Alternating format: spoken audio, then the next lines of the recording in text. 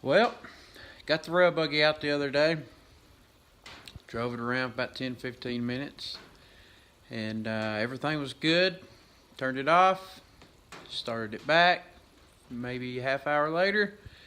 And cylinders 1 and 2. It's not firing.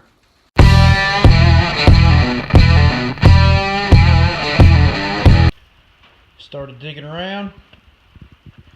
The first thought, maybe I had washed it, maybe some water got in the distributor cap. Check that out. It was nice and dry, fairly clean on the inside. I even took a little sandpaper, cleaned up the contact points. Same with the rotor. Everything checked out there. Checked for spark. Good strong spark. Everything checked out there.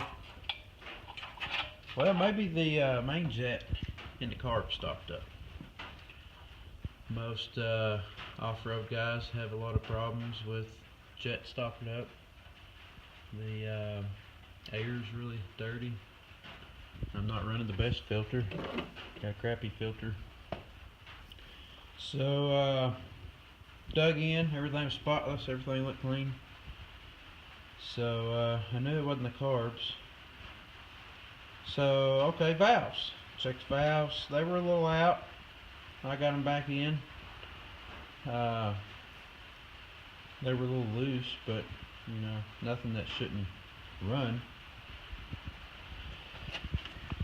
So pulled the plugs out. Hooked up my leak down tester and found out some bad news. I'll show you what I'm talking about. Currently right now I'm at top dead cylinder on cylinder 2.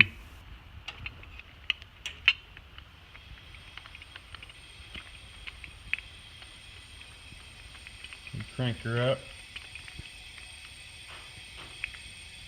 to 100. We're dead on 100. We've got a 50% leak. So I also checked cylinder 1. Cylinder 1's got a 55% leak. It's kind of strange. Let's find out where the air's coming from, or where it's going to, more or less. I put my head against the exhaust. Couldn't hear anything. Put it next to the carb. Couldn't hear anything. I currently had the head off when I was checking, and I can really hear a lot of air. So turns out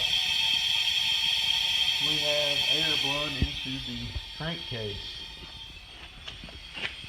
So evidently there is a problem with the air getting in the crankcase. I'm gonna guess maybe some rings.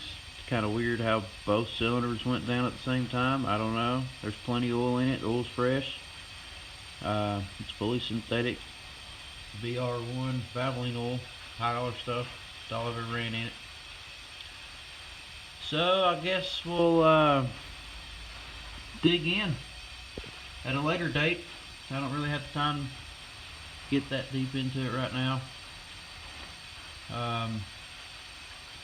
Kind of makes me think it'd be a good excuse to go ahead and swap the buggy to the Ecotec like I did the Baja. I've got a 70 bus that I'm planning on. It's gonna be my next project, so maybe this engine would do good in it. Maybe rebuild it and change a few things on it. Put it in the bus, I don't know. I'm not sure what I'm gonna do now. It's been a good motor. I've had it for, gosh, 8-10 years now. It's been all through the woods of Tennessee. So, I don't know. Guess it's time to give it some thought. Either way, for now, I think I'm gonna let the buggy sit for a while. I gotta get this Baja build done. I'm anxious to get it on the road and and I'm also anxious to get started on the bus. So I guess I'll just let her sit for a little while and ponder whether this motor's going to stay in here or whether I'm going to swap it to ecotec. There's no telling. For the most part, I mean, it's probably a pretty simple fix. Maybe a set of rings. I don't know. But if I go in that deep, might as well go ahead and rebuild the whole thing at this point. There's no telling how many miles are on it, but it's had a hard life, I'll tell you that. It's sung up a few hills around here. So I guess stay tuned and I'll let you know what I decide.